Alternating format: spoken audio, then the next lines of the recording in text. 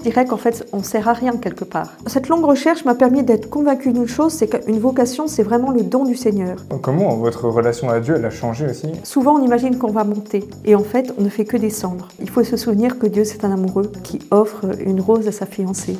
Les religieuses servent-elles vraiment à quelque chose? Comment prier 6 heures par jour quand on ne ressent plus la présence de Dieu? Et pourquoi la vie de prière contemplative est un signe prophétique dans le monde? C'est ce qu'on va voir à travers ce nouvel épisode de l'autre disciple. On est allé au monastère de l'Annonciade à Thiers, en région parisienne. Au milieu de la ville, 29 sœurs ont fait le choix complètement dingue de rester confinées toute leur vie avec pour seule mission prier et vivre ensemble. On a eu la chance de pouvoir échanger avec sœur Marie de l'Annonciation. Ça fait 22 ans qu'elle est cloîtrée. C'était une vraie joie de discuter avec elle, ça nous a touchés personnellement, on espère que ça vous touchera vous aussi. Cet épisode est réalisé en collaboration avec la Conférence des évêques de France. C'est l'institution qui réunit tous les évêques de France pour accompagner les missions de l'Église et aider les diocèses. Pendant le carême et l'Avent, il lance une initiative Pause au monastère. Cette initiative propose aux jeunes de prendre un temps à l'écart, un temps de calme, de prière, de discernement dans les monastères. C'est l'occasion de se recharger spirituellement, mais aussi de découvrir la vie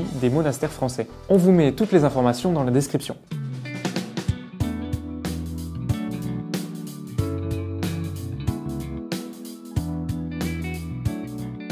Merci sœur Marie de l'Annonciation, merci de nous accueillir dans cette abbaye. On est vraiment très heureux d'être ici, dans ce lieu de prière qui est là depuis 100 ans, ce monastère. Mais la communauté, votre ordre, existe depuis 500 ans, même un peu plus maintenant. Bon anniversaire. Merci, on est très vieille. Peut-être vous pouvez vous présenter en quelques mots pour ceux qui ne connaissent pas. Je suis sœur Marie de l'Annonciation. Ça fait donc presque 22 ans que je suis ici. Dans ce monastère, au départ, je faisais les biscuits. Et maintenant, je fais les confitures. Vous voyez, je suis toujours... Plutôt orienté gourmandise, quoi. Oui, toujours ça. Mais d'ailleurs, on va en parler un peu plus tard parce qu'on a vu que vous étiez déjà habitué aux caméras, puisque vous avez participé à une émission. Oui, à l'émission La cuisine des monastères. Exactement, donc ça, vous êtes plutôt à l'aise oui, en fait, j'ai bien aimé parce que c'est très évangélisateur. Parce qu'on a aussi l'occasion de parler de choses profondes à un public qui n'est pas forcément initié, quoi. Je vous dis, il y a beaucoup de musulmans, des musulmanes qui regardent. Et puis des personnes qui ne croient pas en Dieu, mais qui sont très contentes d'avoir des recettes des monastères. Et quelle recette? Thibaut, en regardant, me disait que ça lui donnait faim et qu'il avait envie d'essayer les recettes. Parce qu'on tourne pendant le carême. Et vous avez fait un cheesecake, non? Oui, c'est ça. Là, ça venait des États-Unis. Voilà, et j'ai appris à le faire à l'école américaine il y a plus de... à peu près il y a 35 ans. Et oui, je ne l'avais jamais refait. Je l'ai fait juste pour l'émission, mais je me souvenais de la leçon. C'était à l'école américaine. Ouais, comme quoi. Et comme quoi, elle ne sait pas, ce professeur, combien sa leçon était aussi efficace. On va aborder un peu tout. On a l'impression que vous avez eu plusieurs vies avant de rentrer au monastère. Peut-être vous pouvez... C.S. Lewis, il disait que dans les biographies, ce qui est le plus intéressant, c'est les premières pages, parce que ça retrace les premières années de la vie de quelqu'un. Peut-être, du coup, on peut commencer par les premières pages du livre de votre vie. Donc, mon père est officier supérieur.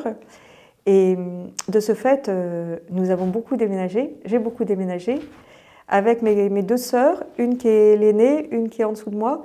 Et ensuite, bien plus tard, mon petit frère. Pour moi, ce qui m'a marqué, c'est justement de déménager souvent. Parce que du coup, on n'a pas vraiment de racines. Vous avez grandi dans une famille catholique, chrétienne, tout à fait. pratiquante? Je suis née dans une famille chrétienne pratiquante, mais sans ostentation, tant du côté de maman que du côté de papa. Il y a une chose qui m'a marquée dans ma vie. Je devais avoir 9 ans. Alors d'abord, un peu avant, 2 ans avant, c'est la mort des parents de maman. Elle était d'une famille de 8 enfants. Et ses parents se sont tués dans un accident de voiture tous les deux. Ça a tant fait souffrir maman, qui était la seconde, mais l'aînée des filles, qu'à peu près 2 ans après, on lui a découvert une polyarthrite rhumatoïde, qui est une maladie très sévère. Pour moi, ce qui m'a marqué, c'est d'avoir une maman qui, pour ma vie d'enfant, jusqu'à ma vie ici, j'ai que des souvenirs de maman malade en fait. Même si elle n'a pas été malade avant, à partir du moment où elle était malade, pour moi, c'était une maman malade, quoi. Je vous disais, on a beaucoup déménagé et on est donc partis aux États-Unis 3 ans. Pour moi, c'était ma 5e, ma 4e et ma 3e. J'ai beaucoup aimé les États-Unis. C'est là que vous avez appris le cheesecake, du coup? Oui, c'est là que j'ai appris à faire des cheesecakes. À l'époque, vous croyiez déjà en Dieu? Enfin, vous avez déjà une relation... je croyais en... justement. En fait, jusque-là, ma foi, je pense que c'est surtout mon éducation chrétienne, jusqu'à ma retraite de confirmation. Ils ont eu l'audace, à la paroisse française, de nous emmener une semaine dans un monastère aux États-Unis, où la vie était silencieuse. Mais ce dont je me souviens, c'est qu'on nous a fait vivre beaucoup de temps de silence, et que là, moi, je me suis sentie très à l'aise. Et surtout, là, j'ai fait l'expérience que Dieu, c'était quelqu'un. J'ai vraiment fait dans ce silence une expérience intime de Dieu, de la présence de Dieu. Donc là, vous avez à peu près 15 ans, c'est en troisième? Même pas. Je pense que j'avais 13-14 ans. Ok. Donc j'étais vraiment, ça a beaucoup changé ma vie, ça a bouleversé ma vie. Donc et, voilà. Et concrètement, c'est parce que du coup, quand vous êtes revenu de la retraite, est-ce que vous êtes arrivé à instituer peut-être une prière davantage régulière Je pense que surtout, comme j'étais assez timide, comme je vous l'ai dit, j'avais souvent des temps de solitude et de silence dans ma vie. Et moi, c'est dans ces temps que j'ai le plus tissé ma relation avec le Seigneur. Enfin, c'est plutôt dans ces temps que le Seigneur a tissé le plus ses relations avec moi. C'est toujours lui qui a l'initiative, donc je ne dirais jamais que c'est moi, mais c'est lui. Le jour de ma confirmation, j'étais très fervente. Et pour moi, c'est resté quelque chose de très important. Est-ce qu'il y avait déjà cette idée ou cette envie d'une vie de silence ou d'une vie religieuse? À ce moment-là, non. Je pense qu'il faut dire que déjà, à ma génération, on n'en voyait pas beaucoup des religieux. Mais après, ça a changé. On est rentré en France, et donc j'étais à la Légion d'honneur, à Saint-Denis, qui est une ancienne abbaye. Donc je me suis toujours dit que les moines qui ont vécu là l'autre jour, j'ai peut-être bénéficié de leurs prières. Et il y avait un vieil aumônier, très vieux, puisqu'il avait été aumônier de mon père à Saint-Jean-de-Passy, vous voyez. Cette première année déjà, vers la fin de l'année, le père nous a emmenés à Chartres. Et je me souviens qu'il y avait quelques filles qui ne venaient pas au catéchisme, mais elles étaient venues quand même parce que c'était l'occasion de sortir. Donc on a fait une bonne marche, ça a duré 2 jours, je crois, 2 ou 3 jours.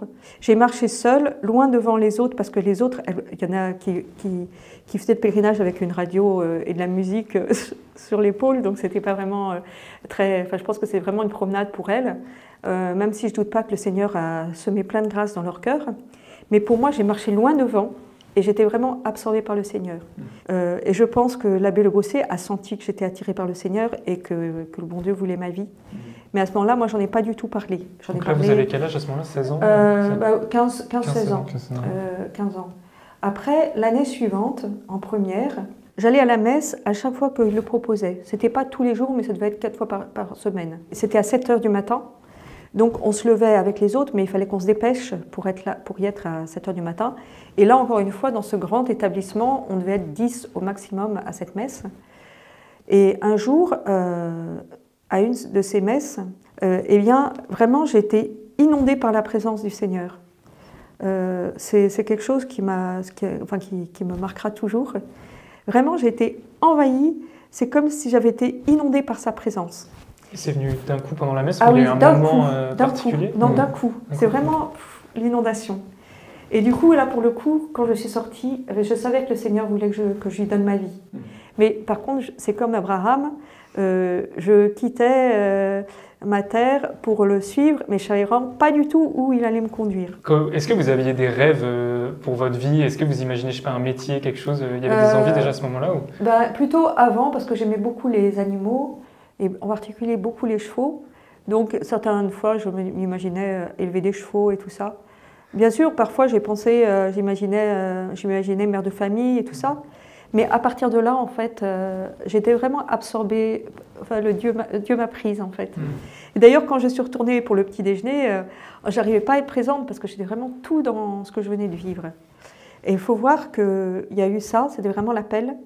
Et après, cet appel, heureusement, s'est répété parce que, je vous disais, Abraham, il est parti sans savoir où il allait. Moi aussi.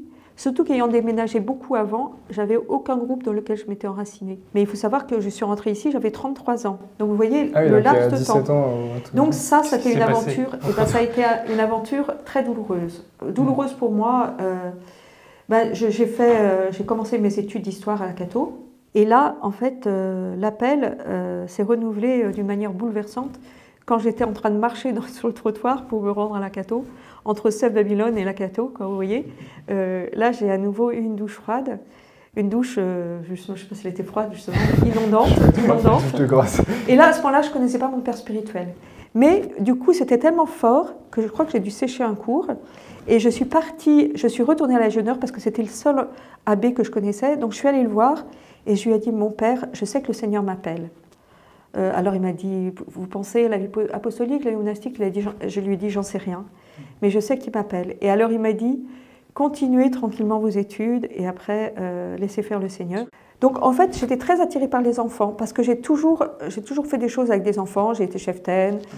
J'imaginais vraiment que le bon Dieu m'appelait dans quelque chose qui s'occupe des enfants. Donc là, je suis partie 2 ans dans une communauté de laïcs qui était dans une école. Donc là, j'étais encore au contact des jeunes. Mais je me suis aperçue que, bien que j'aime beaucoup les enfants, ça ne me comblait pas. En fait, c'est là que j'ai pris la mesure qu'en fait, tout mon désir, c'était de communier à l'être divin. Enfin, à Dieu, mais je ne sais pas comment dire, mais à l'être divin. C'est vraiment étonnant de dire ça, mais c'était ça.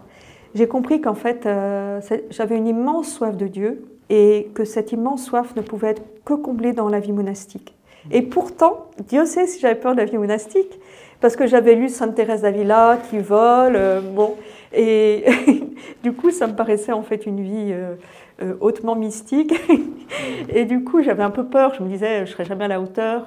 Puis elle se lève très tôt, je n'arriverai jamais à tenir. Parce que là, même vous avez des levées de nuit, non? Non, on ne se lève pas la nuit. Et justement, vous allez voir, c'est là que mon Dieu est très délicat. C'est pour ça que vous êtes venu. Non, pas pour ça, mais il a la connaissance de ce qu'on est. Et il en tient compte, ça c'est évident. C'est la tendresse de Dieu. J'ai quitté cette communauté en fait, en pensant au Carmel, parce que j'étais familière de Sainte Thérèse de l'Enfant Jésus, et puis du coup, je connaissais un Carmel, donc je voulais y aller. Mais entre-temps, je me suis arrêtée 5 jours à Lourdes. Je n'étais pas sûre du tout de là où j'allais. J'étais attirée par le bon Dieu dans la vie monastique, mais vraiment, je me sentais perdue. Et j'ai supplié le Seigneur, la Sainte Vierge, de me donner une lumière. Et à Lourdes, il m'est venu au cœur que je devais aller voir l'Annonciade. Or, c'était un ordre... Vous avez déjà entendu parler? J'en avais entendu... En fait, j'avais découvert la prière de Sainte Jeanne que j'ai dite tout à l'heure. Je l'avais découverte sur une carte postale. Et comme j'avais fait d'histoire, je me demandais qui était Sainte Jeanne de France, que je ne connaissais pas du tout. Du coup, j'avais lu un livre sur sa vie, j'avais découvert l'Annonciade, mais je n'étais jamais venue parce que je pensais que c'était un ordre en voie de disparition. Je suis quand même allée voir mon Carmel, mais il n'y avait pas de place, figurez-vous, dans ce Carmel. Ah oui. Parce que le nombre de sœurs est limité. On parler clairement. Oui. Du coup, je suis venue voir ici. Cathy, directement. Et oui. Ouais. Et dès que je suis entrée dans la cour, qui à ce moment-là, l'entrée était là, avec la statue, tout de suite, j'ai su que j'étais arrivée. Ouais. Tout de suite. Vous êtes sentie directement? Ah oui, je savais que j'étais à la maison. Ah oui, j'étais à la maison.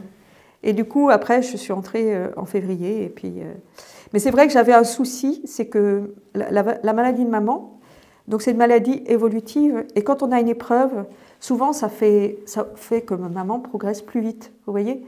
Donc j'avais quand même une crainte, c'est qu'en annonçant à maman que j'allais dans un monastère, elle fasse une poussée de polyarthrite. Et justement, ça s'est passé comment finalement, elle était très émue, mais ça s'est quand même bien passé.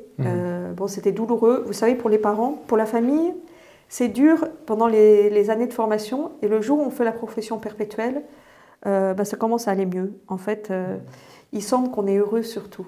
C'est comme un mariage. On s'inquiète pour l'enfant. Est-ce que c'est la bonne personne? Voilà. Et puis finalement, ils se rendent compte, vous voyez... Je suis toujours là. Ils pensent qu'ils ne vont plus nous voir. Mais maman, elle est venue me voir et puis elle m'a découvert sur un nouveau jour parce que j'avais toujours caché ma vocation pour être libre. Il paraît que je leur ai dit une fois, quand j'étais plus jeune, que je voulais être carmélite, mais je n'avais pas 18 ans et je ne m'en souvenais pas. Mais toujours est-il, c'était quand même discrètement par rapport à eux. Et finalement, je pense que ça s'est quand même bien passé, quoi. Et maman, elle était très contente. Elle venait souvent me voir et je lui écris beaucoup de lettres. Voilà. Et donc là, ça fait, du coup, vous disiez bientôt 22 ans que vous êtes ici. Oui. Et donc ici, dans cette communauté, mais aussi dans ces murs-là, dans ce lieu-là. Oui, c'est ça. Et 22 ans, vous passez quoi, 6 heures, 7 heures par jour à prier peut-être 5 heures dans la chapelle. 5 heures dans la chapelle. 5 heures à l'église, plus un temps de Lectio Divina. Mais en fait, je considère, et je pense que mes sœurs diraient la même chose, bien sûr, il y a ces temps à la chapelle. Mais en fait, toute ma journée, toute ma nuit sont des temps de prière. Parce que, bien sûr, on nous demande de...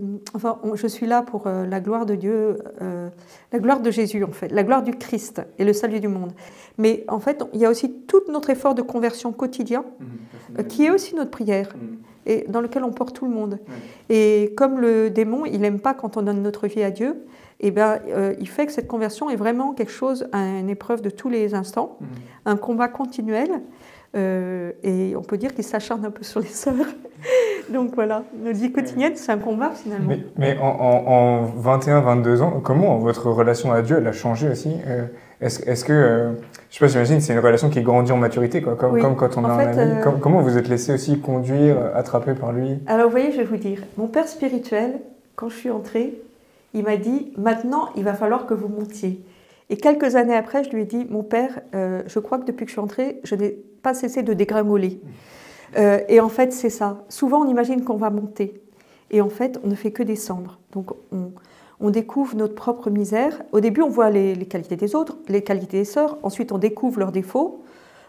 Et on se rend compte, peu à peu, qu'en fait, c'est nous qui avons des défauts. Enfin, mes sœurs aussi, bien sûr. Mais moi, je me suis aperçue que j'avais plein de défauts, plein de fragilités. Et ça, c'est l'accepter. Et puis, bon, on essaie de lutter contre, mais on s'aperçoit qu'on n'y arrive pas. Et il y a un jour, en fait, où on arrive au fond de notre pauvreté. Et à partir de là, on est propre à laisser complètement la main à Dieu. Mais je pense que même avant, j'étais une fille qui n'avait pas trop confiance en moi, même pas du tout. Avant d'entrer, j'étais très timide, ce qui a beaucoup changé depuis. Et en fait, je pense que j'étais déjà basse, mais j'ai encore approfondi ma bassesse. Et surtout, en ce qui concerne Dieu, ce dont je suis convaincue, ce qui est pour moi l'essentiel, c'est surtout de se laisser aimer par Dieu. Et je vais vous raconter, pour vous parler de la délicatesse du Seigneur, parce qu'en fait, c'est ça que j'ai découvert. C'est la délicatesse du Seigneur qui nous force jamais, parce que l'amour n'agit jamais par la contrainte. L'amour qu'il est, il ne nous contraint jamais. Mais une fois, j'ai eu un signe magnifique de la tendresse de Dieu. C'était au moment de la préparation de pour ma prise d'habit. Parce que donc j'aimais beaucoup Sainte Thérèse de l'Enfant Jésus, que j'avais lu 10 fois avant d'entrer et 10 fois depuis que je suis entrée. Et du coup, je connaissais par cœur l'histoire d'une âme. Et quand on a toujours une retraite avant chaque étape. Donc moi, j'avais une semaine de retraite. Je me souvenais que Sainte Thérèse de l'Enfant Jésus, comme cadeau, elle avait demandé à son bien-aimé Jésus de la neige, si vous vous souvenez. Alors, et la veille, il faisait très doux, et finalement, quand elle est sortie de sa prise d'habit, il y avait de la neige. Et alors moi, quand je me suis souvenue de ça, j'ai dit, ben moi, Jésus, j'aimerais bien un arc-en-ciel. Et après, je me souviens très bien, j'ai ajouté à Jésus, mais tout ça dans le secret de mon cœur, bien sûr. J'ai ajouté, mais évidemment, ce ne serait pas très sympa pour mes invités qui vont se retrouver sous la pluie. Et j'ai dit tout ça au Seigneur. Arc-en-ciel, loin. Et alors, ce qui était extraordinaire, c'est que donc j'ai reçu l'habit de l'Annonciade, mon habit plein de couleurs. Et en sortant de la chapelle, eh ben, il y avait un arc-en-ciel. Et en plus, délicatesse infime du Seigneur, c'est qu'il y a eu 3 gouttes d'eau pour faire cet arc-en-ciel, ce qui fait que personne de mes invités ne s'est même aperçu qu'il avait plu. Et en fait, vous voyez, cet événement, c'est plein de délicatesse, mais ça m'a fait découvrir ce qu'était l'amour de Dieu. En fait, vous voyez, le bon Dieu, il n'aime pas m'offrir des machines à laver ou des machines à linge. Il n'aime pas m'offrir des trucs comme ça. Il n'aime pas qu'on le prenne pour une machine à distribuer des cadeaux, quoi.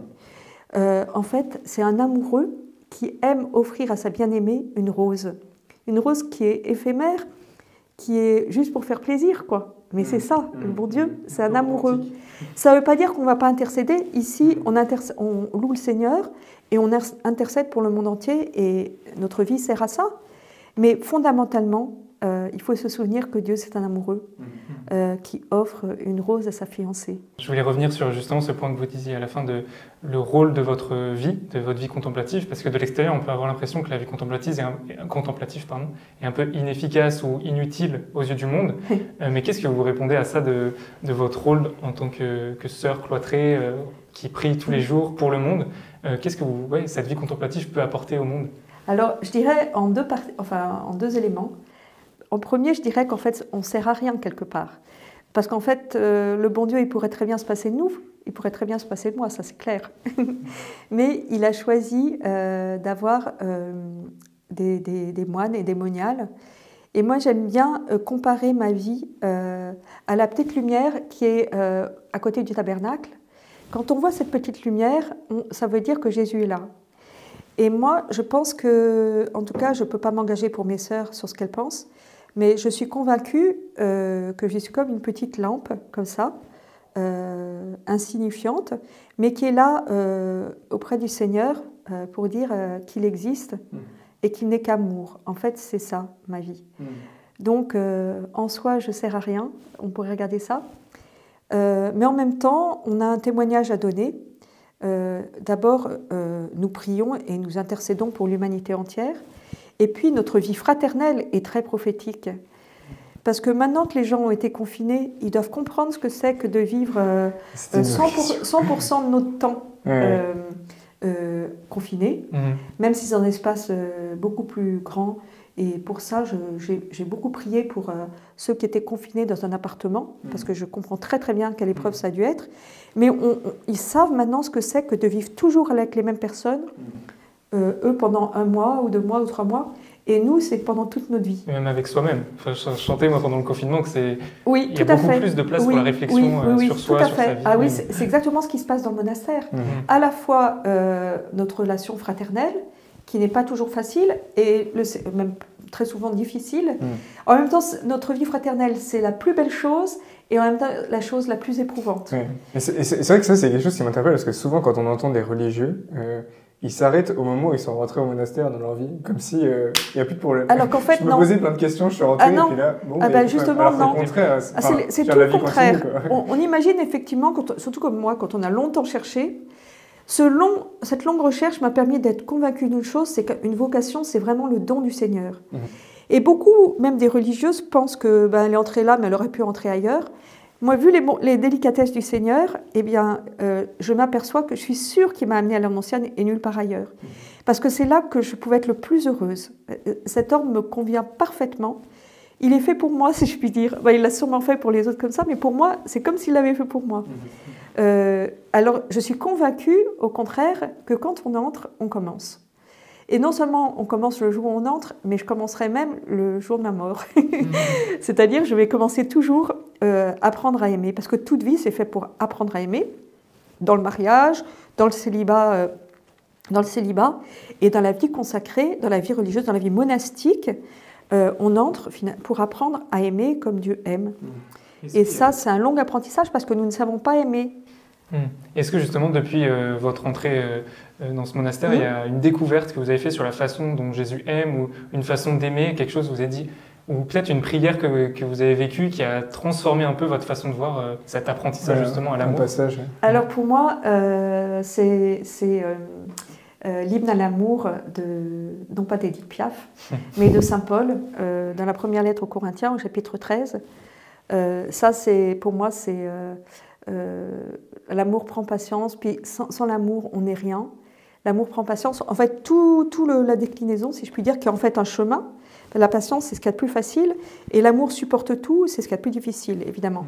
Mais pour moi, d'abord, ça, c'est le portrait de Jésus, c'est la manière dont il nous aime, et c'est mon chemin.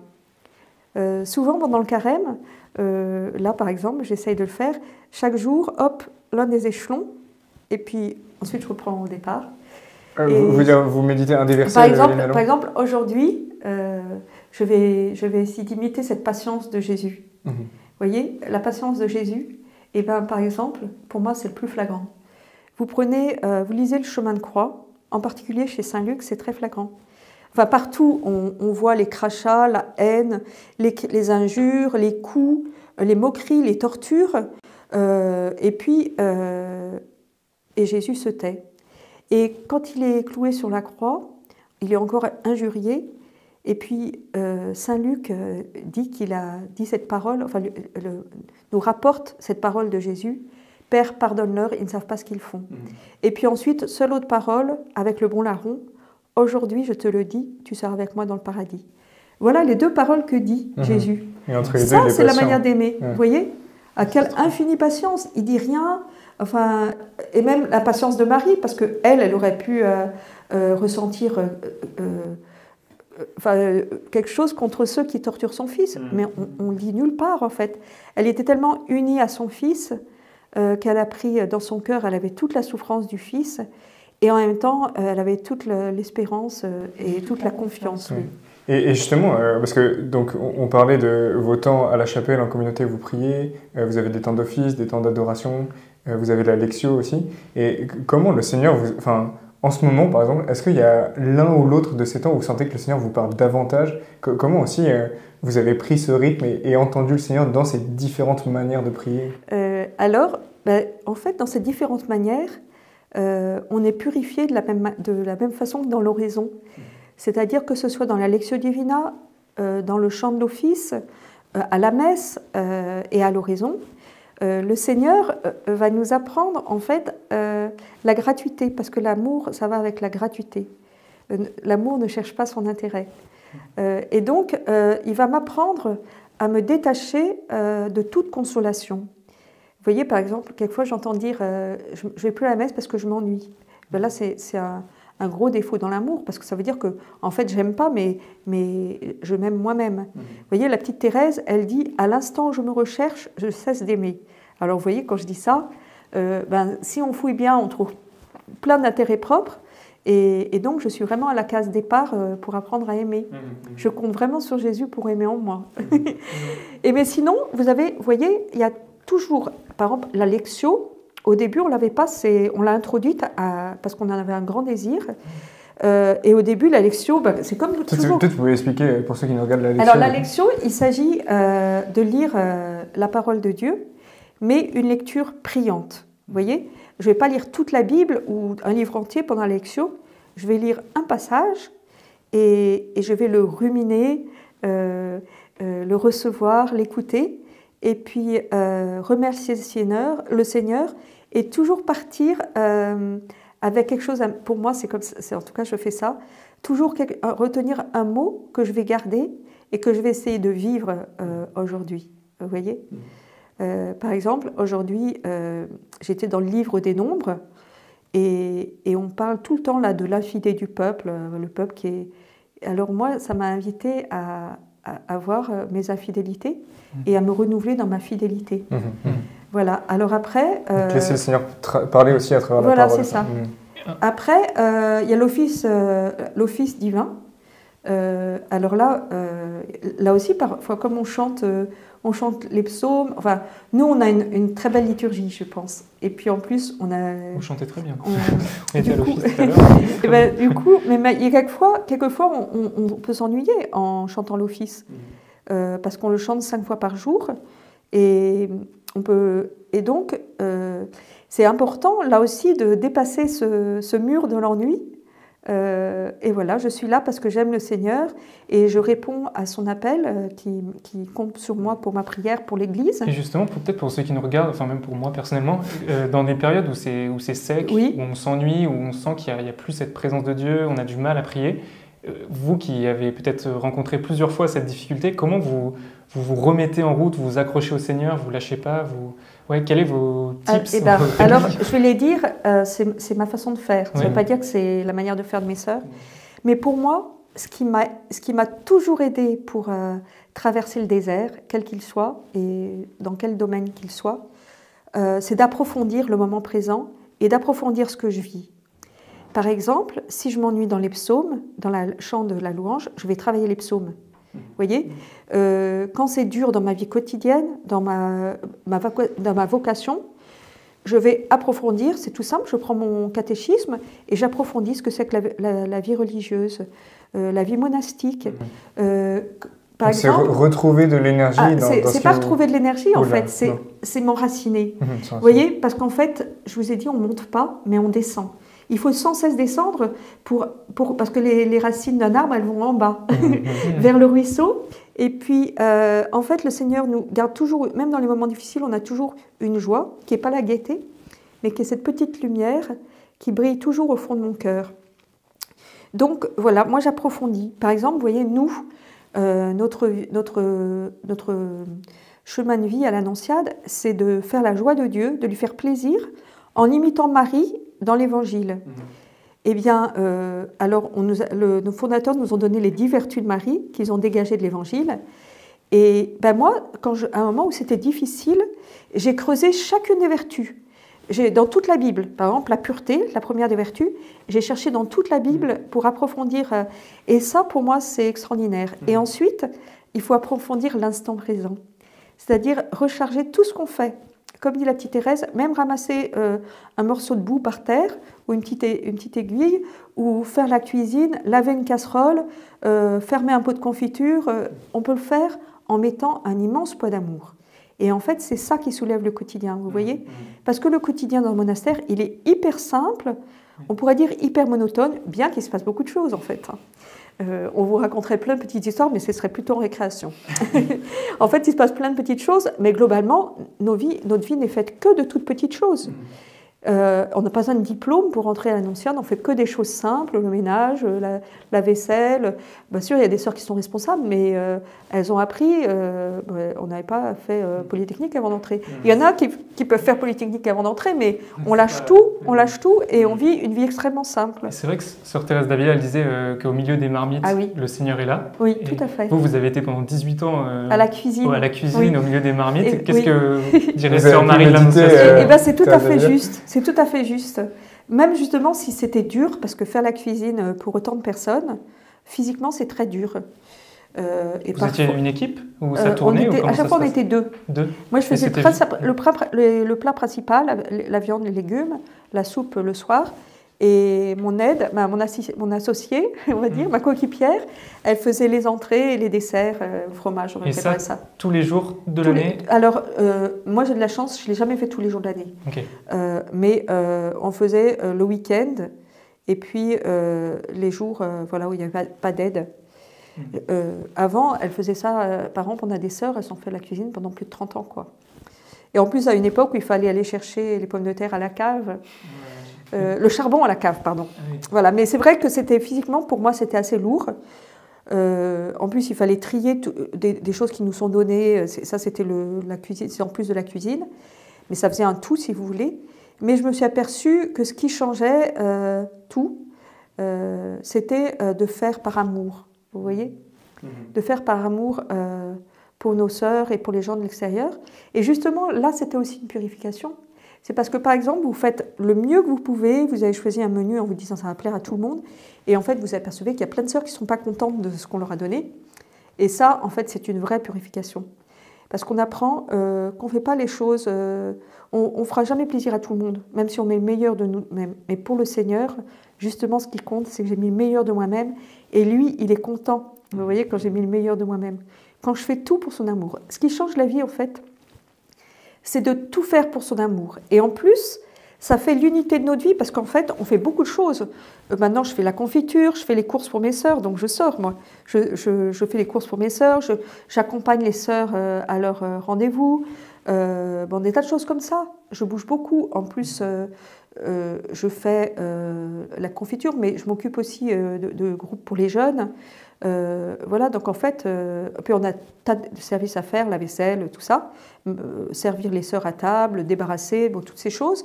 Et ce qui donne l'unité de ma vie, c'est que justement, je fais ça pour l'amour de Jésus.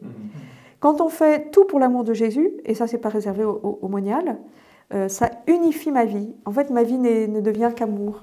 Et Dieu vous le rend ou c'est un don gratuit Non seulement il me le rend, mais il est absolument premier. En fait, je suis convaincue, encore une fois, que le Seigneur, qu'il faut se laisser aimer par le Seigneur, parce que le Seigneur m'aime profondément. Et j'ai fait souvent l'expérience, justement, que j'étais inondée d'amour, que j'étais remplie de l'amour du Seigneur. En plus, je suis convaincue que voilà, il faut me laisser épouser par le Seigneur, c'est-à-dire me laisser épouser par le Seigneur et le laisser me donner sa forme. Vous voyez, et en plus, je suis persuadée, mais ça c'est vraiment, c'est personnel, hein, mais je suis persuadée que le bon Dieu en fait me prie. Vous voyez, souvent on imagine que c'est nous qui demandons des choses. Alors bien sûr, encore une fois, on est là pour intercéder pour le monde et pour la gloire de Jésus. Mais je suis persuadée que le Seigneur me prie parce que, vous voyez, quand on demande quelque chose, on est toujours libre de dire non. Enfin, c'est dommage, mais... en tout cas, le Seigneur choisit de faire avec nous, quoi. Oui, en tout cas, je sais que quand une sœur me demande quelque chose, à travers la sœur, c'est toujours lui qui me demande quelque chose. Quand il me dit, voilà, il nous apprend une prière, quand on nous dit dans le catéchisme que le modèle de la prière, c'est celle de Marie quand elle dit son fiat. Or, ça ne ressemble pas à une prière classique. En fait, elle répond à l'ange, elle répond donc à Dieu. Donc, moi, je considère que ma prière, c'est une réponse à Dieu. Est-ce que tu veux bien ou est-ce que tu ne veux pas? Et moi, c'est ma réponse. Vous voyez? Et d'ailleurs, j'ai lu quelque part que pour les Juifs, justement, la prière la plus pure, c'est celle justement où on cherche simplement à se laisser épouser par le Seigneur, enfin à s'unir à lui sans rien lui demander, quoi. Juste demander, juste être disponible. Cette année, on va assister à un nouveau record de baptême. Ça fait 2 ans qu'il y a une vraie progression en France de baptême, de catéchumènes qui vont se faire baptiser à Pâques. On sent qu'il y a une vraie soif de spiritualité, de vie de prière, enfin en tout cas de rencontre avec Dieu. Qu'est-ce que vous auriez comme conseil à donner, vous qui êtes une experte de la prière depuis 20 ans, à des jeunes qui découvrent ce Dieu-là? Qu'est-ce que vous leur diriez comme conseil Alors c'est justement, il faut persévérer à la suite du Seigneur. Il faut pas, il y a un moment où au début on a des consolations très sensibles, mais à un moment on n'en a plus parce que c'est là qu'on entre dans l'amour. Et pour persévérer, Sainte Thérèse d'Avila, elle dit, il faut quand même une détermination. Vous voyez, je sais, c'est pas de la volonté, hein, mais Sainte Thérèse de l'Enfant Jésus, pour le coup, quand elle a décidé d'aller voir le pape pour lui demander la permission d'entrer au Carmel, quand elle est devenue carmélite, elle a une sacrée détermination d'aller jusqu'au bout, et puis elle se sent appelée à la sainteté, et elle a une sacrée résolution pour se laisser faire et laisser faire le bon Dieu pour devenir sainte. Elle n'hésite pas, quoi. Et pourtant, elle sait qu'elle est très pauvre. Voilà, mais souvent, ce que je trouve beau, parce qu'il y a plein de gens qui cherchent pourquoi. En fait, moi, je trouve qu'il y a une réponse seule, c'est le Saint-Esprit qui est toujours à l'œuvre. Et donc, en fait, c'est ça. Dans l'itinéraire, au début, en fait, on a tendance à faire beaucoup. Peu à peu, justement, en dégringolant, en s'apercevant de nos pauvretés, de notre péché. Pour ça, c'est très important. La confession. J'ai toujours entendu dire que dans la confession, finalement, on ne change pas, on retombe toujours le même tort. Et bien ça, je suis convaincue du contraire. En fait, ce qui fait que ça ne marche pas, enfin, qu'il n'y ait pas de fruit, c'est quand on n'est pas vrai. Et quand j'ai compris ça, je n'ai pas eu peur, si vous voulez, de disséquer mon péché. C'est-à-dire, j'ai été jalouse. Pourquoi j'ai été jalouse? Là, j'ai dit une parole de médisance. Pourquoi j'ai dit une parole de médisance? Et je vais jusqu'à la racine. Et grâce à ça, je vous assure qu'en fait, le sacrement de la réconciliation est extrêmement fécond. J'ai jamais reçu autant de joie que dans le sacrement de réconciliation. Bien sûr, à la messe, dans la prière, ça c'est évident. Mais le lieu où je sors toujours joyeuse, même si j'ai dû dire des péchés vraiment j'en avais honte, quoi. Par exemple, la médisance, j'ai toujours honte de la médisance parce que c'est un péché que je déteste. mais à chaque fois, je sors joyeuse. Et pour moi, c'est justement là qu'on va au plus bas, vous voyez, et qu'on s'ouvre à la miséricorde divine. C'est sûr qu'on est vulnérable, oui. En confession. Donc la détermination, la confession seraient les moyens et l'abandon, l'abandon. Et se souvenir que le Seigneur me conduit, et il me faut apprendre à me laisser conduire par Dieu, vous voyez. Et même dans le désert, il faut se dire, là, l'Esprit me conduit. Quand Jésus est conduit au désert, on nous dit bien, c'est l'Esprit qui le conduit au désert, vous voyez. Donc il faut se laisser conduire par l'Esprit, et il nous conduit vraiment. Vous voyez, par exemple, je connais une mère supérieure d'un Carmel qui disait « de quel côté ton cœur penche ?» Et en fait, il ne s'agit pas du petit cœur rose qui balance, enfin, comme la boîte de chocolat que je vous ai donnée. Ce n'est pas un petit cœur qui fait comme ça, qui est dans la sensibilité, ce n'est pas ça du tout. Dans la Bible, le cœur, c'est l'être profond. C'est le lieu le plus profond de mon être. Et quand on l'écoute, ça veut dire qu'il faut écouter son cœur, il faut apprendre à l'écouter. On voit bien que quelquefois, enfin même souvent, plus on dit oui, plus c'est fréquent, le Seigneur nous donne comme une impulsion pour faire ce qui est bien. Même une petite chose, par exemple, justement, je passe devant une sœur qui a l'air triste, je pourrais continuer mon chemin comme ça, et le Seigneur me donne une impulsion pour que j'aille la consoler. Enfin, je vais lui faire un beau sourire. Je vois un sac poubelle qui traîne, que quelqu'un a laissé là. Je pourrais passer en râlant, en me disant « Oh, encore ». Mais en fait, le Seigneur me fait pencher mon cœur pour aller ramasser ce sac poubelle. Enfin, toujours. Même une petite tache par terre, personne ne la voit, je la vois. Ben, le Seigneur me fait comprendre, tu peux l'essuyer. Tout est comme ça. Dans les petites choses. Ça me fait penser à la définition de la... Parce que je fais une préparation au mariage. Oui, ah oui. Dans les 4 piliers, il y a la grande notion de la liberté. Et on nous a un peu rappelé la vraie définition de la liberté qui est choisir librement ce qui est le bien. Enfin, c'est choisir le bien. Et finalement, quand on a ce regard un peu de la vie monastique, on a l'impression que c'est un choix qui enferme, qui n'est pas libre. Mais en fait, de ce que j'entends, en choisissant cette vie, c'est choisir une vraie liberté. Oui, exactement. En plus, on choisit cette vie déjà. Donc c'est un immense acte de liberté. Et en fait, on est toujours... encore une fois, le Seigneur n'agit jamais par la contrainte. Et il nous a créés libres. Mais qui dit liberté dit responsabilité. C'est-à-dire, si ma vocation se ramollit, se délicte, etc., c'est parce que je ne réponds pas. C'est pas la faute de Dieu, quoi. Non, c'est jamais la faute de Dieu, c'est ça. Et ça s'applique aussi dans un chemin de foi. Ah, bien sûr, bien sûr. Bien sûr, on est responsable de notre baptême. C'est-à-dire que si par exemple, quand les gens disent j'ai perdu la foi, en fait, on est responsable de notre baptême. Si on fréquente jamais les sacrements, si on prend jamais le temps de prier, évidemment, un jour, ça dégringole. Mais parce que c'est comme le bon Dieu nous appelle sans cesse avec son portable, et c'est comme si on décrochait jamais. Au bout d'un certain temps, il va attendre qu'on soit disponible pour rappeler, n'est-ce pas? Pourtant, il nous appelle toujours, il nous attend toujours. Hein, il est toujours là.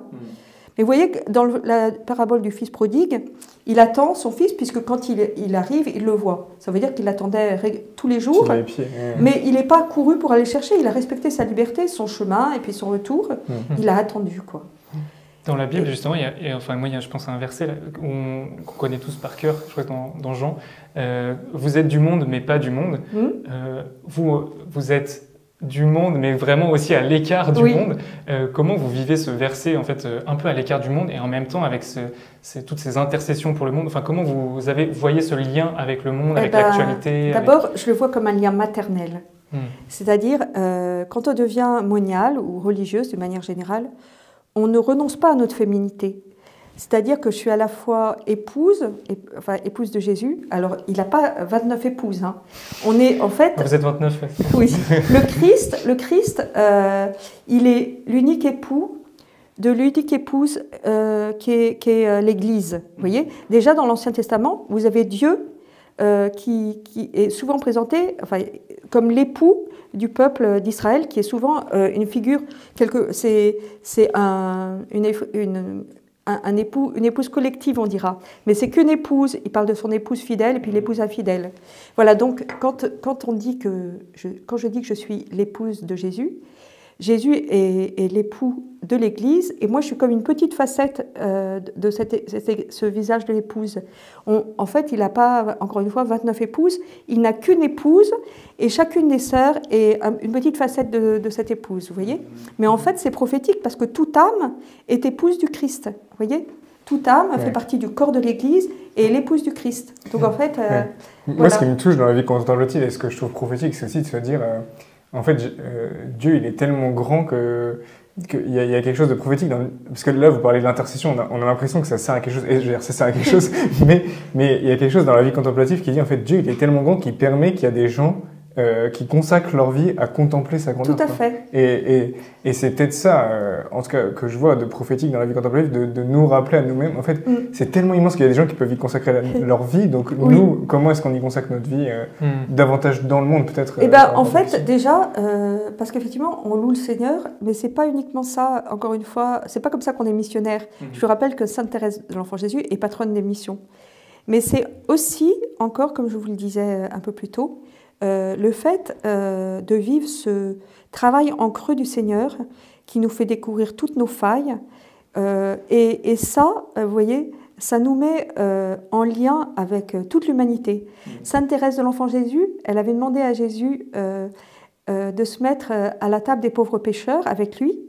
Et ce qui est différent, c'est que l'être humain, donc même Sainte Thérèse de l'Enfant Jésus, elle est une pécheresse qui va s'asseoir à la table du Seigneur avec tous les pécheurs de l'humanité entière, c'est-à-dire toute l'humanité, pour y tenir le lumineux flambeau de la foi, dit-elle. Et pour moi, c'est vraiment un désir que j'ai. Et le résultat, c'est qu'elle a une grande nuit de la foi. Mais en fait, je trouve ça très important. C'est un grand désir chez moi, peut-être parce que je désire partager l'amour du Seigneur. C'est de m'asseoir à la table des pécheurs, parce que je sais que j'en suis une profondément, pour leur donner l'amour du Seigneur, en fait. Et vous voyez, je considère, du coup, le pape, il dit toujours qu'il faut aller aux périphéries, mais dans la vie contemplative, on est à toutes les périphéries. Vous voyez, c'est génial. On n'a pas besoin de se casser la tête, on va à toutes les périphéries. Et je vais vous dire encore une histoire. C'est quand j'étais au noviciat, j'ai trouvé un livre d'un journaliste qui était allé en Chartreuse, il y a longtemps. Hein. Et à un moment, il a demandé à un Chartreux, est-ce que ça ne vous manque pas de ne pas avoir les nouvelles? Et ce Chartreux a dit, avec ce qui se passe en moi, je sais ce qui se passe dans le monde. Vous voyez? Donc nous aussi, avec les conflits qu'on peut avoir en communauté, avec mes conflits intérieurs, je sais ce qui se passe dans le monde parce que je sais bien, moi, ce qui peut me mener dans mes obscurités. Et donc, je sais bien ce qui se passe dans l'humanité. C'est les mêmes obscurités. Hein. C'est hyper beau, ça. J'ai jamais réalisé. Et juste, peut-être pour un ton plus léger aussi, comment vous occupez vos... Enfin, j'imagine que vous avez peut-être des moments un peu plus détentes, moins de missions, de prières. Est-ce que, justement, vous lisez les nouvelles, vous lisez des livres spirituels ou surtout, des romans en fait... On se demandait si vous faisiez des jeux de société. Oui, des jeux ou entre la télé. Alors, nous, on n'en fait pas beaucoup chez nous parce qu'on est nombreuses. Enfin, on pourrait le faire, mais on n'en fait pas beaucoup.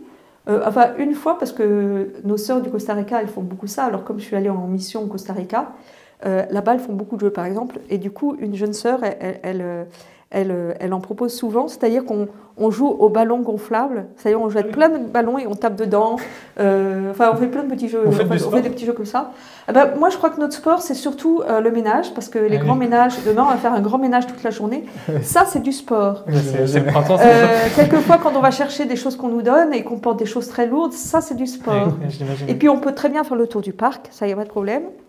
Et s'il y en a une qui a envie de faire de la gymnastique dans sa chambre, elle a le droit, enfin, c'est pas un problème. Donc, c'est sûr qu'on a une temps de détente. Mais moi, en fait, avant, je lisais pas beaucoup.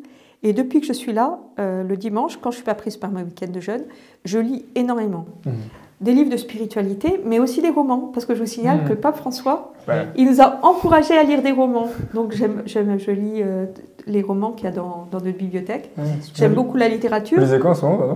Et là, par exemple, je viens de terminer Anna Karénine. C'est de... en plus, j'oublie le nom. C'est celui... voilà, mais c'est pas grave, c'est... ça va me revenir, mais c'est celui qui a écrit Guerre et paix. J'ai un trou sur son nom. Vous avez dit Tolstoï. Voilà, Tolstoï. Et en fait, vous savez pourquoi je l'aime bien? Parce que j'aime beaucoup Gandhi. Et Gandhi, Tolstoï l'a inspiré. Ah oui. Parce qu'il est le premier à avoir parlé de la non-violence. Donc moi, je suis arrivée à Tolstoï par Gandhi, parce que j'aime beaucoup Gandhi. Donc vous lisez des romans à travers. Donc c'est ça, est-ce qu'il y a un roman, ou enfin pas un roman, peut-être une lecture spirituelle, je ne sais pas, comme vous voulez, que vous conseillez à ceux qui le regardent, qui vous a aidé dans votre chemin? Vous avez parlé d'Histoire d'une âme, mais peut-être une autre. Histoire d'une âme, ça c'est sûr, parce que je m'aperçois qu'aujourd'hui, il y a beaucoup de jeunes qui ne connaissent pas. Alors que ça vaut vraiment la peine. En plus, pour une religieuse, vous voyez, c'est super parce que quand on lit Histoire d'une âme et surtout Conseils et souvenirs, eh bien, c'est vraiment notre vie de tous les jours, donc on s'en prend plein la figure et c'est une très bonne école. Mais pour les autres, moi, je les encourage à lire les livres de Don Louf. qui a été abbé pendant longtemps et qui a fini ermite. Et ça, c'est un grand maître de vie spirituelle. Mais aussi, il y en a un livre que j'aime beaucoup et qui fait beaucoup découvrir justement notre pauvreté. C'est La sagesse d'un pauvre d'Éloi Leclerc. Ça, c'est un livre que je recommande à tout le monde. Moi, il m'a énormément apporté. Parce qu'on ne l'a pas trop dit, mais votre communauté est quand même d'une spiritualité franciscaine. Oui, parce qu'en fait, le père spirituel de notre fondatrice, enfin à ce moment-là, on ne disait pas père spirituel, il était franciscain. Et de plus, à l'époque de Sainte Jeanne de France, les franciscains étaient très présents à la cour. Et plus largement, il y avait beaucoup de princesses et de princes, comme par exemple, bon, c'est bien avant, mais Saint-Louis faisait partie du terreau franciscain. Mais après lui, il y a eu beaucoup de personnalités de la famille royale ou proches qui étaient vraiment très en lien avec les franciscains, qui essayaient de vivre la spiritualité franciscaine dans leur vie. Donc Sainte-Jeanne, voilà, et du coup, on est de la famille franciscaine. Et c'est pour ça que dans le parloir de Gretchen. Oui, oui. De Gretchen. Et puis à côté, c'est la portion cul. Et puis en fait, c'est pour ça qu'on a une corde. Parce que les franciscains, la ceinture, c'était quelque chose qui coûtait cher de leur temps. Donc ils ont une corde. Okay. Mais eux, ils n'ont que 3 nœuds. Parce qu'ils font qui correspondent aux 3 vœux. Et nous, on a dit 10. C'est pas parce qu'on est les meilleurs, mais c'est parce que, comme je vous ai dit, notre chemin, c'est d'imiter la Vierge Marie. Et chacun des noms, c'est une vertu de Marie. Donc, il y en a 10 vertus. Donc, c'est le gros programme de notre vie. Et ça, vous priez avec tous les jours En fait, si vous avez entendu à l'office des lectures, à la fin, on a dit le dizain. Et au début de chaque Ave Maria, on dit une des vertus de Marie. Et d'ailleurs, tous nos vitraux, c'est les 10 vertus de Marie, de part et d'autre de la croix.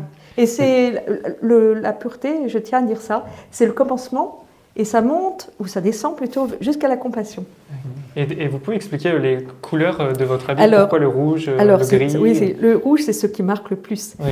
Le gris, c'était autrefois, les franciscains n'étaient pas en marron, mais ils étaient en gris. Alors c'est la couleur de la conversion. Le jour des cendres, vous recevez de la cendre, et puis si vous regardez dans l'Ancien Testament, ceux qui demandent pardon, ils s'assiedent dans la cendre, par exemple Job, et puis tous ceux, le roi de Ninive, ils se mettent sur la cendre. Donc ça, c'est vraiment la couleur de la conversion. Et le rouge, c'est la croix. C'est la croix, le rouge. C'est la passion, le sang que Jésus a versé pour nous, et qui est justement la preuve de son amour, qui nous aime jusqu'au bout. Ça contraste avec une couleur vive, joyeuse. Oui. Et puis, oui, et en fait, quand on a l'explication, la conversion, la pénitence, la croix du Christ, enfin le sang que le Christ a versé pour nous, on pourrait se dire c'est austère. Et en fait, c'est un habit très joyeux. J'avais une question par rapport à ça, justement, parce qu'on peut avoir l'impression que la vie de silence est justement austère, un peu très intérieure, triste. Mais est-ce que, qu'est-ce que vous avez à dire là-dessus sur la joie de la vie contemplative? Est-ce que vous expérimentez cette joie-là? bah oui, ça, on est profondément, je pense qu'on est profondément joyeuse, enfin j'en suis sûre. On est profondément joyeuse. Je pense que ça vient, évidemment, c'est pas que je pense, c'est que je sais que ça vient de notre union au Christ, parce que là où est le Christ, il y a de la joie. Encore une fois, c'est pas la gaieté, la joie, pour moi, c'est une lumière qui brille au fond de moi, quoi qu'il arrive. Vous voyez, même dans les moments très difficiles, il y a toujours cette lumière. Et alors, le silence, c'est le terreau dans lequel va pouvoir s'approfondir la relation avec le Seigneur. Et je vais vous dire que dans toutes les années qui ont précédé mon entrée, je faisais encore une fois des marches. J'allais aussi toute seule dans une église, mais j'allais aussi marcher toute seule dans la nature. Ou bien alors, à Paris, je suis allée à pied toute seule de Boulogne où j'habitais jusqu'à la Médaille Miraculeuse. Donc ça faisait une petite trotte, toute seule. Je partais très tôt et j'arrivais là-bas et puis j'allais à la messe là-bas. Et dans ces temps de solitude en marchant toute seule, c'est fou comme j'ai développé mon intimité. Enfin, le Seigneur a pris cet espace pour développer son intimité avec moi. Et ça, je le dis à ma grande sœur qui est mère de 5 enfants. Je lui ai dit, je l'ai encouragée à prendre comme ça des temps où elle marche, où elle est toute seule. Et puis vous disiez que c'était là où vous avez rencontré le Seigneur aussi, dans le silence. Quand vous étiez ado. Vraiment oui. Et c'est vrai que dans un quotidien agité, ce serait un peu une technique pour trouver de l'espace, une marche. Oui, tout à fait. parce qu'on a facilement des plages comme ça où on marche. Alors évidemment, il faut fermer son téléphone portable, retirer son casque qu'on a sur les oreilles, et évidemment, surtout ne pas faire de jeu ou quoi que ce soit, mais on peut prendre ce temps pour être en silence. Et en fait, après, le fait de se tourner vers Dieu dans le silence, c'est presque naturel, parce que lui, il est déjà tourné vers nous. Et moi, vous voyez, j'imagine, je ne suis pas dans le château de l'âme de Sainte Thérèse d'Avila. Moi, j'imagine plutôt que dans mon cœur, ressemble plutôt au jardin de Versailles.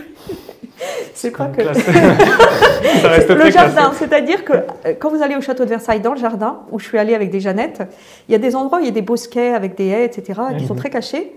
Et moi, j'imagine que mon cœur, c'est une espèce de bosquet où Jésus m'attend sur un banc, comme les amoureux s'attendent sur un banc. Et moi, il m'attend toujours. Donc tous les jours, je vais sur ce banc, m'asseoir sur ce banc derrière les bosquets. Vous voyez ? Où est-ce que vous vous imaginez dans 10 ans ? Est-ce qu'il y a une vision on se dit peut-être qu'une fois qu'on est rentré, en fait, il n'y a pas de perspective d'avenir. En fait, c'est vrai qu'au début, on a toutes les étapes, la prise d'habit, la profession temporaire, la profession perpétuelle, et après, c'est le grand large, vous voyez ? Et c'est là que c'est pas facile, en fait. Et c'est là, comme je vous disais, il faut approfondir. C'est-à-dire, c'est vrai, il y a un moment, je me suis dit, à ma profession perpétuelle, je me suis dit, eh bien là, ma vieille, maintenant, tu sors plus, voilà, tu es là pour toujours. Mais en fait, il faut bouger en profondeur. Vous voyez, il faut descendre très profond. C'est ça le secret. Il faut sans cesse creuser sa vocation. C'est comme ça qu'on est, je pense, on est responsable de sa vocation. On doit, bien sûr, le Seigneur est là, c'est lui qui me pousse à faire ça, bien sûr. C'est évident, comme je vous dis, c'est toujours lui le premier, c'est lui qui m'aime, c'est lui qui me prie, c'est lui qui fait tout. Et il me pousse justement à sans cesse creuser. Et ça, c'est très fructueux. Vous voyez, il ne faut jamais rester à la surface des choses. Il faut toujours plonger très profond. En fait, ce que vous perdez en largeur, c'est comme si vous le gagnez. Oui, exactement. En fait, je déménage sans cesse vers le fond. Et donc, dans 10 ans, vous serez encore plus bas ? Encore plus bas, exactement, encore plus bas. Ou alors, je serai au ciel si jamais le bon Dieu vient me chercher d'ici là.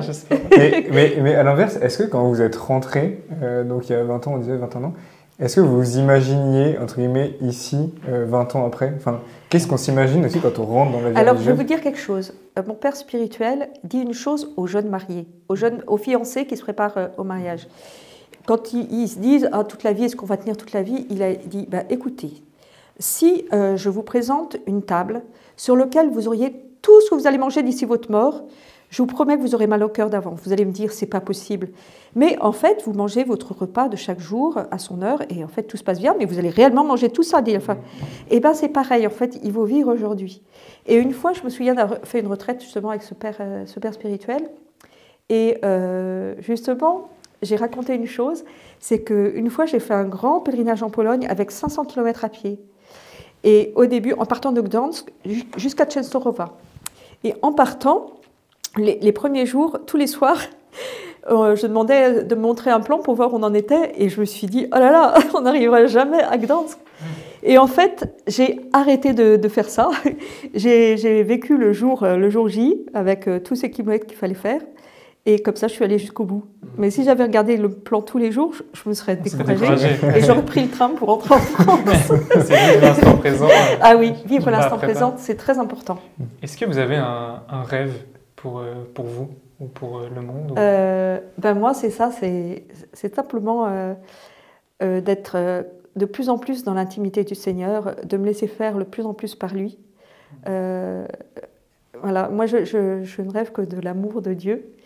Et je pense que quand on aime, on est toujours heureux. Et ce qui est dommage, justement, ce dont je rêve, c'est que le monde découvre cet amour, qu'il découvre combien nous sommes aimés, et que si on répond à ce Dieu qui est amour, eh bien, on prend vraiment le chemin du bonheur, quel que soit, si on est pauvre, si on est riche, ça n'a aucune importance, on est sûr d'être heureux. Je suis sûre que, justement, l'argent ne fait pas le bonheur, ça j'en suis persuadée. Par contre, l'amour fait le bonheur, ça j'en suis certaine. Quand on s'aime en communauté, on s'aime de toute façon, même si parfois c'est difficile, en fait on s'aime vraiment, et de ce fait on est vraiment heureuse. Et du coup, justement, quand on va dans l'intimité du Christ, on est aussi sûr de trouver la paix. Et moi, ce que je souhaite, c'est la paix pour le monde. Parce que je trouve que le climat actuel pour moi, quand il y a un conflit, quelque part, il y a toujours Satan dedans. Pour moi, il n'y a pas d'autre. C'est le point de départ. Parce que les guerres, c'est un mal absolu. Ça ne résout jamais rien. Enfin, c'est ce que je pense profondément. Bien que je sois la fille d'un militaire, mais je considère que les militaires ne sont pas faits pour faire la guerre, mais pour défendre la paix. Mais pour moi, vous voyez, c'est pour ça que j'aime Gandhi et puis tous ceux qui... J'aime bien Martin Luther King aussi. Tous ceux qui ont mis en œuvre la non-violence, qui n'est pas le pacifisme. Justement, il y a une action non-violente. Voilà, pour moi, c'est très important. Et pour tous les jeunes qui ont envie d'apprendre un peu plus à aimer le Seigneur ou à aimer tout simplement plus largement, il y a des week-ends qui sont proposés dans, oui, tout à fait. Dans votre monastère. Ou découvrir aussi ce climat dans lequel vous vivez. Alors d'abord, effectivement, ici, je propose 4 week-ends par an. Au début, au moment de l'Avent, au moment de Pâques et juste avant l'été. Donc ça, c'est sur le site de l'Annonciade? Oui, ça, tout est sur le site de l'Annonciade. Et puis, c'est aussi sur le site de Vie Monastique. Parce que Vie Monastique, c'est un site qui regroupe une quarantaine de monastères de tout poil, de tout plumage. Et en fait, là, on trouve toutes les propositions de tous les monastères. Et justement, il se trouve qu'ils proposent en particulier, au moment du carême et au moment de l'Avent, quelque chose qu'on appelle pause au monastère, qui est fait justement pour venir découvrir la vie dans un monastère, qui qu'on soit. Il n'y a pas besoin d'être un chrétien pilier d'église pour venir. On peut même venir si on ne connaît pas le Seigneur. Il risque évidemment d'y avoir une surprise, parce qu'on arrive en ne connaissant pas le Seigneur, mais ça arrive qu'on reparte en le connaissant. Mais il n'y a pas que ces deux, il y a ces deux grands axes, mais vous allez voir que les monastères proposent plein de choses. Et c'est vraiment une occasion d'aller voir ces différents monastères suivant vos attraits. En plus, il y a une fac, donc il y a plein de questions et de réponses. La fac en question. Oui, la fac en question. Ça s'appelle, on dit pas fac? Pour moi, c'est fac. fac. On peut. La fac, c'est plus l'université. C'est la faculté, voilà. Bon, alors, vous avez compris. Vous voyez que je ne suis pas très branchée, mais j'ai une faculté, voilà. Donc, il y en a plein, c'est très beau, c'est très bien fait. Super. Et en fait, on se fédère parce que vous voyez, nous, on ne s'y connaît pas beaucoup. En plus, on n'a pas le temps de passer notre temps à faire des sites internet. Donc, on est bien content de fédérer nos propositions. On mettra tout en description pour ceux qui veulent aller voir. Peut-être, je vous pose juste une question qu'on pourra remettre avant, mais est-ce qu'on peut assister aux offices dans les monastères? Est-ce que c'est autorisé? Oui, bien sûr. Ah oui, on est partout, on peut assister aux offices. Ça, il n'y a aucun problème. Et du coup, on peut venir quel que soit un peu d'où on vient? Ah oui, tout à fait. Ah oui, les gens qui sont proches, les gens qui sont loin. Okay. Par exemple, souvent, j'imagine sur les sites internet des différents monastères, exactement. Il y a des horaires. Oui, il y a tout à fait les horaires. Chez nous, ça c'est sûr. Si vous cherchez les offices, moi je vous recommande les offices de la Semaine Sainte, parce que honnêtement, en particulier le Triduum, mais tous les offices de la Semaine Sainte, vous ne savez rien de ce qui se passe, vous essayez de comprendre. Vous venez vivre ces offices, vous n'avez pas besoin de réfléchir. Vous entrez dedans. Et vous comprenez ce que c'est que le mystère pascal. Vous comprenez ce que c'est la mort, la passion, la résurrection du Seigneur. Uniquement par le chant de l'office, par les chants, le choix des hymnes. C'est extraordinaire, vous voyez. C'est extraordinaire la liturgie. Moi, je ne connaissais rien avant d'entrer. D'ailleurs, je suis aussi ignorante maintenant. Mais en fait, je m'aperçois que c'est vraiment une école de foi, une école de prière qui m'approfondit. Et ce qui est extraordinaire, c'est que quand on connaît des psaumes par cœur, on les utilise dans la vie quotidienne. Par exemple, quand on fait la vaisselle, on a des paroles qui viennent. Par exemple, quand la canicule, on nous annonce que la canicule arrive. Et non, je ne sais pas, pendant l'été, on nous dit, ah voilà, il va y avoir de la canicule. Et bien moi, tout de suite, je pense que l'arbre au bord du cours d'eau, il ne craint pas la chaleur, ça ne l'empêche pas de porter du fruit. Et voilà, surtout qu'avec votre habit, c'est peut-être un peu chaud. Oui, mais voilà. En fait, on a un habit un peu plus léger pour l'été, mais guère moins, je veux dire. Mais voilà, ça fait partie de l'offrande. Et est-ce qu'il y a peut-être une dernière chose que vous voulez rajouter, que vous aviez à cœur de dire? Non, essentiellement, ça, c'est que le Seigneur, n'oubliez pas que le Seigneur est un amoureux. Ça, si tout le monde pouvait se souvenir que le Seigneur est un amoureux, il s'approcherait du Seigneur en courant. En courant. Et le Seigneur est un amoureux délicat, qui nous aime, qui nous donne sa tendresse, qui me dit quoi faire, qui m'éclaire. Et même dans la nuit, il m'éclaire. Parce que n'oubliez pas que dans la nuit, il met une colonne de feu. Donc voilà. Voilà. Il y a toujours, on est toujours à la fois dans la lumière et dans l'obscurité. Merci beaucoup. Je vous en prie. Merci Sandrine. C'est précieux d'entendre, de comprendre aussi un peu les ressorts de votre vie, de vos choix. Et je sens aussi qu'il y a quelque chose où quand on parle de réalité spirituelle, parfois, quand on est au début de son chemin de foi, on saisit mal, mais en fait d'en parler, après on se rend compte de ce qu'on vit en arrivant à le nommer par la parole d'autres. C'est exactement ça. Oui. Donc c'est bon de vous entendre aussi avec votre expérience avec le Seigneur. Oui, et vraiment, encore une fois, n'oublions pas qu'on est responsable de notre baptême. Parce que le Seigneur nous a créés libres et donc responsables. C'est très important. On est toujours responsable, oui, on est responsable de notre baptême. Merci beaucoup. Et on lit dans l'ouf et Tolstoï. Oui, voilà. Et puis on se retrouve la prochaine fois. Oui. Merci beaucoup. Merci à ça. Merci d'avoir écouté ou regardé cet épisode. Si vous voulez découvrir d'autres histoires de missionnaires de notre temps, vous pouvez aller faire un tour sur notre chaîne Disciple Talks où on a pu interviewer d'autres disciples. Il y a eu par exemple le groupe de louanges Glorious, le père Étienne Grenet qui nous parle de l'Esprit Saint, ou encore des sœurs du Chemin Neuf qui vont nous apprendre à faire des bons choix. On se retrouve bientôt pour un nouvel épisode de l'autre disciple. Soyez bénis.